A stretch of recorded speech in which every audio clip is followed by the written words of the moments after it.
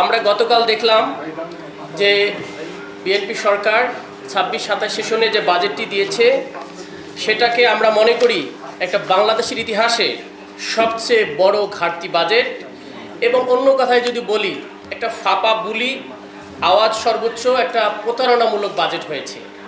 আরও যদি অন্য কথায় বলি, এটা একটা হোয়াইট হস্তি, বড় একটা হোয়াইট এলিফ্যান্ট যেটা আমরা বলি, অনেক বড় সাদা হস্তির একটা বাজেট দেওয়া হয়েছে, যে বাজেটটাতে জনগণের আশা আকাঙ্ক্ষার প্রতিফলন ঘটায়নি, বরং আমরা চরমভাবে হতাশ এবং আমরা উদ্বিগ্ন প্রকাশ করতেছি।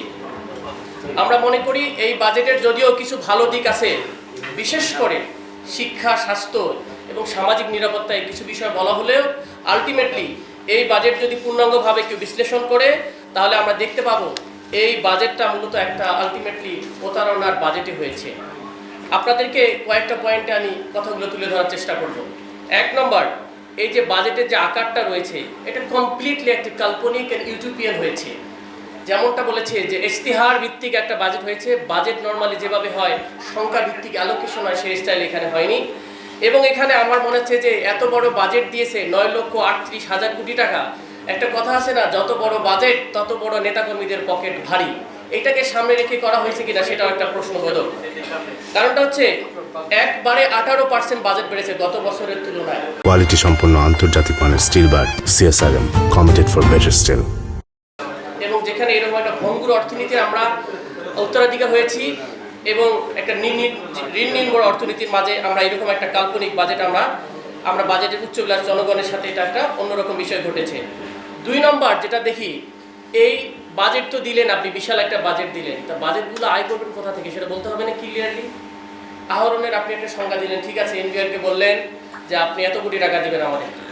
এই এনবিআরকে এন্ট্রিমের সময় যেন স্বচ্ছভাবে জনগণের ন্যায্যভাবে করগুলো আসে, এটার জন্য সংস্কারের প্রস্তাব দেওয়া হয়েছে, কিন্তু ওই সময় কোনোভাবে এটা হলো না। ওয়ার্ল্ড ব্যাংক $500 মিলিয়ন দিয়েছে এটাকে যেন সংস্কার করে আমাদের করটা যথাযথভাবে আসে। আনফর্চুনেটলি সেটাতে বড় বাধা দিয়েছেন আপনারা, বড় দল হিসাবে এটা নিয়ে কোনো কথাই বলেন নাই।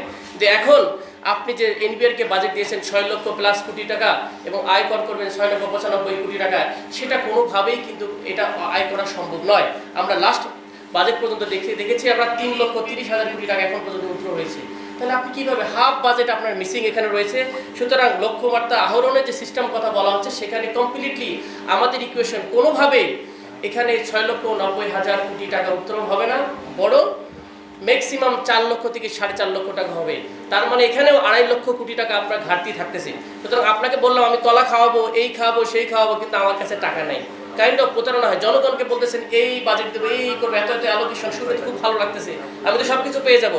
আলটিমেটলি কিন্তু আমার টাকা নাই। কয়েকদিন পর বাজেট আপনি কী করবেন, কাটছাট করবেন, বলবেন যে আমাদের বাজেট ঘাটতি, সুতরাং আমরা এটা দিতে পারতেছি না। তাহলে বাজেট সংকোচন করে ফেলবেন সামনে। এটাকে অন্যভাবে আপনি করতে পারেন আর কি। ৩ নম্বর যেটা আছে, বাজেট ঘাটতির সাথে যে ব্যাংক ঋণের একটা ইস্যু আছে, দেখবেন আপনারা আয়ের সোর্সের ক্ষেত্রে এটাকে বলে ক্রাউডিং আউট অফ, এটা ইফেক্ট আছে। এটা একটা সিস্টেম হলো, আমরা বলছি ২ জায়গা থেকে ব্যাংকিং ঋণ নিব আমরা। হ্যাঁ, কোথা থেকে ঋণ নেবেন? একটা হচ্ছে ইন্টারনাল, একটা হচ্ছে এক্সটার্নাল। আপনারা জানেন কি না, আমাদের কিন্তু প্রায় ১০ লক্ষর অধিক কোটি টাকা বৈদেশিক ঋণ রয়েছে, আর এখানে লোকালি হচ্ছে ৮ লক্ষ কোটি টাকা ঋণ ব্যাংকিং সেক্টর থেকে নিয়েছেন। এটা যদি আবার ১ লক্ষ বাড়ে, এখন প্রেসেন্ট ১,১২,০০০ আর ১ লক্ষ সামথিং, এই যে আবার ১৯-২০ লক্ষ কোটি টাকার আপনি কি নিলেন, ঋণ নিলেন। এইভাবে যদি ঋণ একটা নিয়ে থাকেন তাহলে ইন্টারনাল ব্যাঙ্কগুলোর অবস্থা আপনি দেখেন। ব্যাংক ক্লিনিক্যালি অনেকগুলো ব্যাংক ডেথ হয়ে গেছে। এক্সিম ব্যাংকগুলো অনেক, বেসলাইন ব্যাংক, সব ব্যাংকে মোটামুটি টাকা নাই, শূন্য অবস্থা, সংস্কার করেন নাই, বড় ব্যাংক রেজুলেশন করে এসালামকে দেওয়ার মতো কাজ ঘটেছে। এইরকম একটা ভঙ্গুর ব্যাংকের সিস্টেমের মধ্যে আমরা মনে করি এই বাজেটে ব্যাংকিং সংস্কার নিয়ে কোনো স্পেসিফিক কথা হয় নাই। ব্যাংক রেগুলেশনে খুব বেশি কিছুই হয় নাই। অনেক ব্যাংক ডেট, মানুষকে বোঝানো হচ্ছে আমাদের ৬৬-৬৮টা ব্যাংক রয়েছে, বেতন ব্যাংক রয়েছে, এখান থেকে আমরা টাকা নিই, কিন্তু টাকাটা এখান থেকেও পাবেন না। তখন আপনার অল্টারনেটিভ অপশন থাকবে আপনি টাকা ছাপানো। টাকা ছাপাইলে আপনি ইনফ্লেশন হবে, কিন্তু আপনি বলছেন আপনি ভ্যাট কমিয়েছি। সুতরাং এই জায়গাটাতেও জনগণের সাথে বোঝা যাচ্ছে যে একটা প্রতারণা সামিল হয়েছে এবং একটা দিক নির্দেশনা খুব বেশি ক্লিয়ারলি আসে নাই। ৩ নম্বর আরেকটা জিনিস দেখেন, আমাদের ৩ অ্যাকাউন্ট রয়েছে বাংলাদেশে ১,২৮,০০,০০ কোটির মতো। এর মধ্যে আমাদের ভ্যাট ট্যাট দেয় কত, ১৫ লক্ষ, ৪৪ লক্ষের মধ্যে অ্যাকুরেট ভ্যাট দেয় ১৬ লক্ষ আর কি। তো এই ৪০ লক্ষ ট্যাক্সের আন্ডারে আছে আমাদের, কিন্তু তার মধ্যে একুরেট ট্যাক্স দেয় হচ্ছে প্রায় ১৬ লক্ষর মতো। তো সেখানে দেখেন আপনি আবার নতুন করে সংযুক্ত করলেন যে কোনো একজন ব্যক্তি একটা ব্যাংক অ্যাকাউন্ট খুলতে গেলে তিন সার্টিফিকেট লাগবে। তারপরে মানুষ আর ফর্মাল চ্যানেলে যে টাকা লেনদেন করবে সেটাও করতে তারা ভয় পাবে। তার মধ্যবিত্তরা যে অনেক লো ইনকাম, তার ট্যাক্সের ভয়ে তারা করবে না। সুতরাং ইনফর্মাল ইকোনমি যদি বেশি হয়ে যায়, আপনি আলটিমেটলি গভর্নমেন্ট কিন্তু অন্য জায়গায় আমাদের ইকোনমিতে বিনিয়োগ আসবে না, কারণ ব্যাংকে টাকা নেই, মানুষ টাকা রাখবে না। সুতরাং এটা একটা অনেকের জন্য সমস্যার কারণ হিসেবে দাঁড়াবে। আরেকটা বিষয় আমাদেরকে জানা দরকার, সেটা হচ্ছে ছোট ব্যবসায়ীরা এদেরকে উৎস কর দেওয়া হয়েছে 0.25, বলতেছে আগেই টাকা কেটে নিবে। আপনার কাছে কেউ আসছে দিতে আসলো, ওখানে আগেই 20%। ছোট ক্ষুদ্র ব্যবসায়ীদের সমস্যা হয়ে যাবে, তারা তো আর মানে যত ছোট হোক না কেন, কিন্তু ক্ষুদ্র ব্যবসা এক্সপান্ড করার ব্যাপারে আমাদের কথা ছিল। সেখানে আমরা দেখলাম যে সেখানে উৎস কর দেওয়া হয়েছে, সেটা আমরা মনে করি তীব্র বিরোধিতা করতেছি, এটা কোনোভাবে করা উচিত না। আরেকটা ইন্টারেস্টিং, আপনার ঢাকা শহরে বসবাস করলে অ্যাভারেজ আমরা বিভিন্ন সোর্স থেকে রিসার্চ দেখি যে মিনিমাম 36,000 টাকা লাগে জীবিকা উন্নয়ন মিনিমাম থাকার জন্য, যে পরিমাণ কস্টলি হয়। সেখানে আমরা বলেছিলাম 4 লক্ষ 4.5 লক্ষ টাকার নিচে কোনোভাবেই, যেটা আমাদের করমুক্ত আয়সীমা, সেটা দেওয়ার কথা ছিল। কিন্তু আমরা গভর্নমেন্টকে দেখলাম মাত্র 25,000। আপনি যদি ইনফ্লেশন রেটটাও ধরেন, 25,000 বাড়িয়েছে, মানে 3,75,000 করেছে এর মধ্যে আয়সীমা। আপনি যদি ইনফ্লেশন রেটটাও ধরেন, তাও আপনার এটাকে হওয়ার কথা ছিল 3,85,000 টাকা। মানে আপনি ইনফ্লেশনটা ধরেও আপনি যদি করতেন এক্সিস্টিং সিস্টেমে, তাও কিন্তু আপনার আরও বাড়ার কথা ছিল, যে মানুষকে ফ্রি মুক্ত। সেখানে আমরা দেখলাম খুবই হতাশাজনক, এবং মানুষজন এখানে নাবিশ্বাস। মাত্র 31,000 টাকা যদি আপনি ইনকাম করেন, তাহলে আপনি এর মধ্যে আপনি করসীমার মধ্যে চলে আসতে হবে, কিন্তু আপনি এখানে টাকা দিতে পারেন 3,000 টাকা, আপনার জন্য ক্ষতিকর।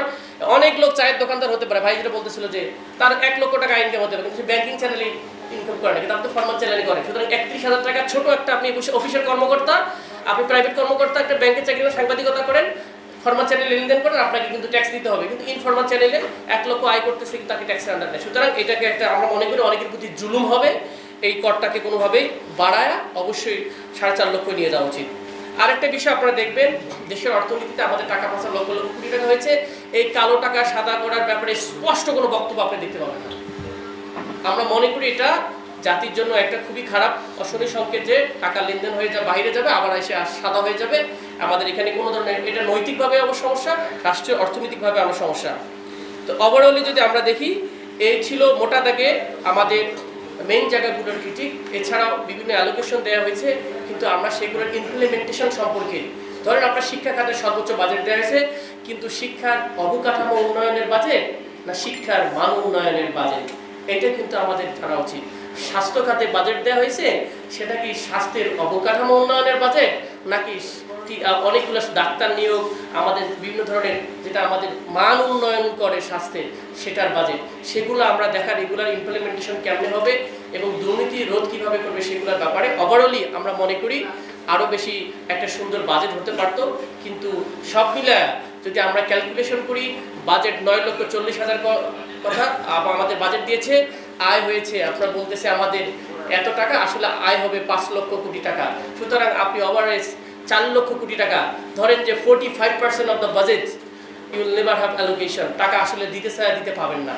তাহলে আপনি সেই বাজেটটাকে আপনি কি বাজেট বলবো, যেটা প্রথমে বলেছি একটা প্রতারণার শামিল বাজেট, কারণ আপনার আয়ের সাথে আয়ের কোনো সোর্স ক্লিয়ার না।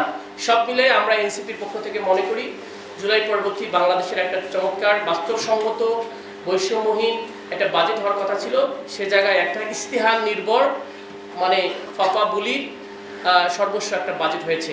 আমরা এই বাজেটের তীব্র সমালোচনা এবং প্রতিবাদ জানাচ্ছি। সবাইকে ধন্যবাদ।